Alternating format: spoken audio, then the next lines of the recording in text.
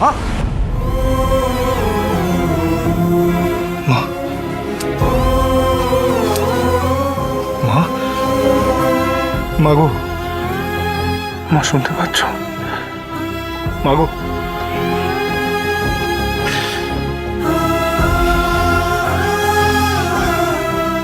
মা মা মা ওঠো না। ডক্টর মা এখন কেমন আছেন? এমনি স্টেবল, কিন্তু কিছুক্ষণের মধ্যে জ্ঞান না ফিরলে ওনাকে তো হসপিটালে শিফট করতে হবে। না না মা, মা শুনতে পাচ্ছ? মা মা মা, আমি মহারাজ। মা মা শুনতে পাচ্ছ? আমি মহারাজ। মা শুনতে, মহারাজ।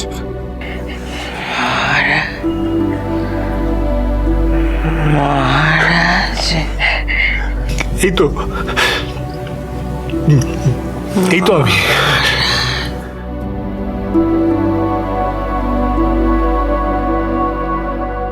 একবার দেখো না, একবার আমার দিকে দেখো, তাকিয়ে দেখো একবার। মা হ্যাঁ,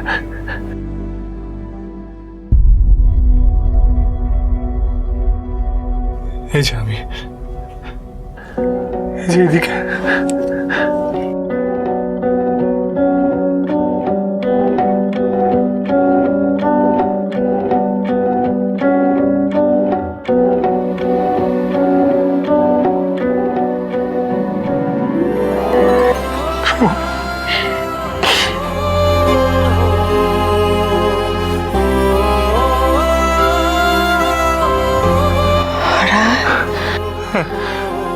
মহারাজ, তুই এসেছিস, তুই এসেছিস মহারাজ। এমন এমন কাণ্ড বাদালে না এসে থাকবো কি করে বলো? হ্যাঁ,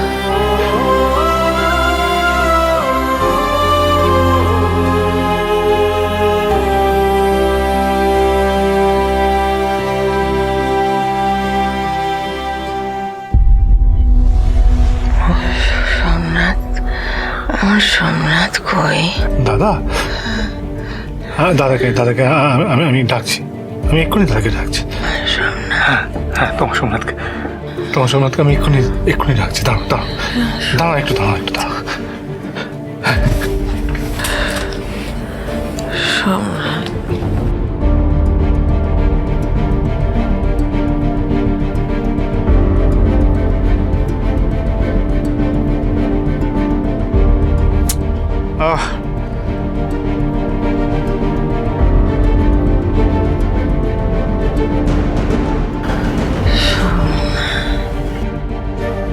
তুমি চিন্তা করো না মা, একদম চিন্তা করো না। আমি দাদাকে তোমার কাছে এক্ষুনি এনে দিচ্ছি, এক্ষুনি। একই মায়ের পেটের দুই ভাই, তাদের কত স্বভাবের পার্থক্য। মহারাজ কত উদার, আর সোমনাথ কতটা স্বার্থপর, ভাবা যায়? কি হলো মহারাজ, পেলে না তো ওকে? তোমার দাদাকে আমি অনেকবার ফোন করেছি, কিন্তু তোলেনি।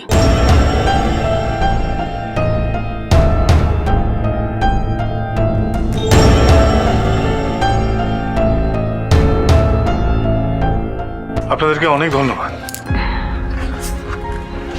আর আপনাদেরকে অনেক ধন্যবাদ জানাই। ভাগ্যিস আপনারা ঠিক টাইমে এখানে এসেছিলেন, নাহলে অনেক বড় বিপদ ঘটে যেতে পারতো। ওসব ভেবে লাভ নেই মহারাজ, তুমি ঠিক সময় মতো এসছো একদম। কিন্তু গ্রামের বাড়ি থেকে এত তাড়াতাড়ি এলে কি করে? মেজদা একেবারে ঝড়ের গতিতে ছুটে এসেছে বাইক নিয়ে, এক মুহূর্ত সময় নষ্ট করেনি। আমাদের মহারাজ তো চিরকালই মায়ের খুব ভক্ত।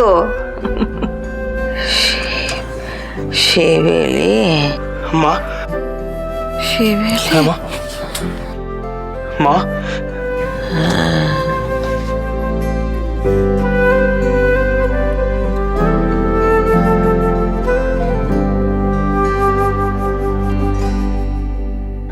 মনে হয় না ওনাকে আর হসপিটালে নিয়ে যাওয়ার কোনো দরকার আছে। She is better now.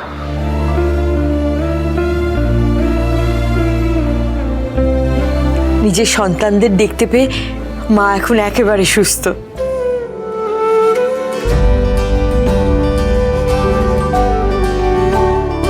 মামাম,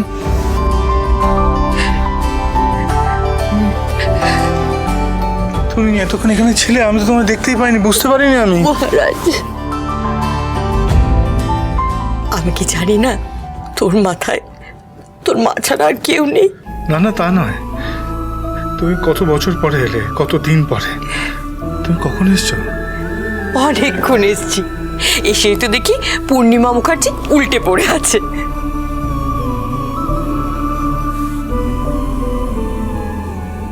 মাকে এভাবে একা রেখে যাওয়াটা উচিত হয়নি আমাদের, একদম উচিত হয়নি, ভুল হয়েছে।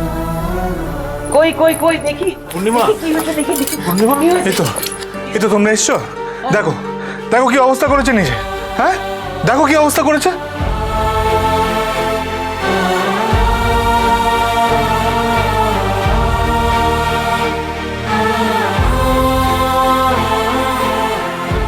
আমি এক্ষুনি দুধ গরম করে নিয়ে আসছি, একটু হলুদ দিয়ে। খাবো না, খাবো না।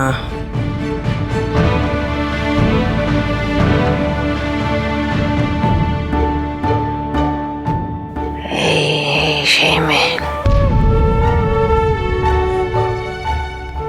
এই সেই মেয়ে। বৌমা তো দেখছি নিজের পেটের ছেলেকে দেখার থেকে নিজের বৌমাকে দেখে তাড়াতাড়ি সুস্থ হয়ে উঠল। কই দেখি তো। সর সর সর সর। আমি হলাম তোমার জয়া মাসি, পূর্ণিমার বোন, আর তোমার বরের মাম্মাম। থাক থাক মা, তোমার গিফটটা ডিউ রইল। আমি তো জানি না যে আজ তোমার সঙ্গে আমার দেখা হয়ে যাবে। পরে যেদিনকে তোমার সঙ্গে দেখা হবে তোমার গিফট পেয়ে যাবে, কেমন? আপনার আশীর্বাদই আমার উপহার, আর আমি সেটা পেয়ে গেছি। নিমা, তোর মেজ ছেলের বউ খুব সুন্দর কথা বলে, একটুও বাচাল নয় কিন্তু।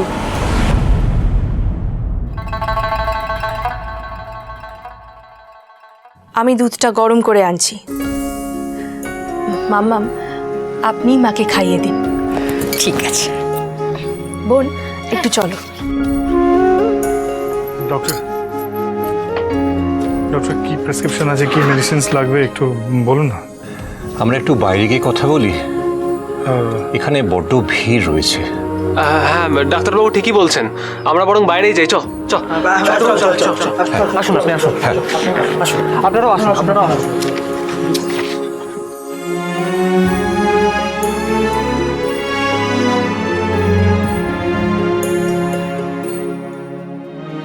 কি হলো?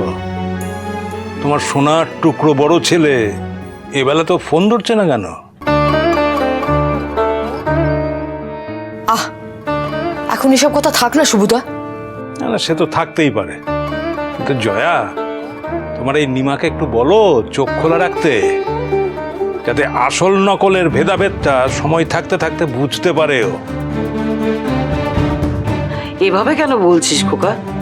যেমনই হোক না কেন, সোমনাথ তো পূর্ণিমারই সন্তান।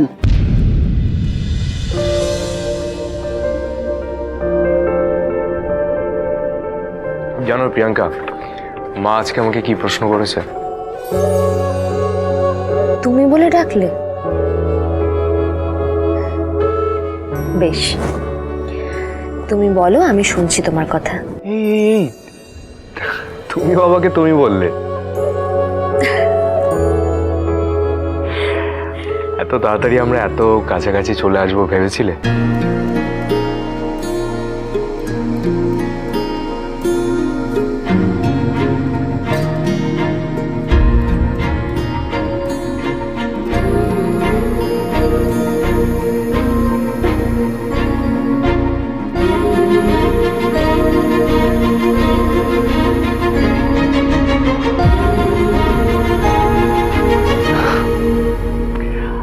আমি এই কারণে তোমাকে পছন্দ করি, তুমি খুব সাহসী।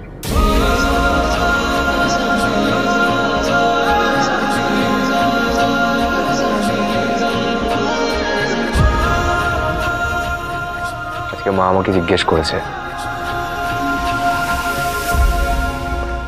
আমি তোমায় বিয়ে করব কিনা।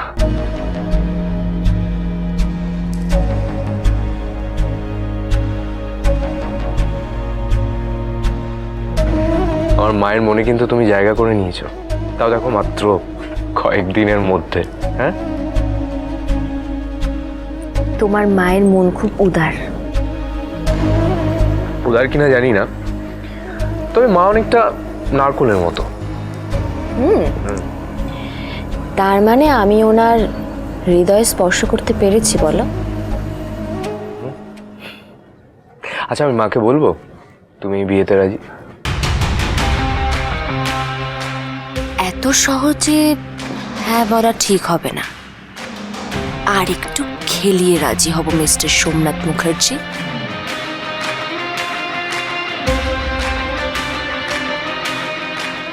তুমি জানো না সোমনাথ, আমি প্রত্যেকটা দিন কিসের মধ্যে দিয়ে যাই। আমার এই ক্লাউড স্যালন, 100টা এমপ্লয়ি, আমার কি আর বিয়ে করার অবকাশ আছে? সোমনাথ,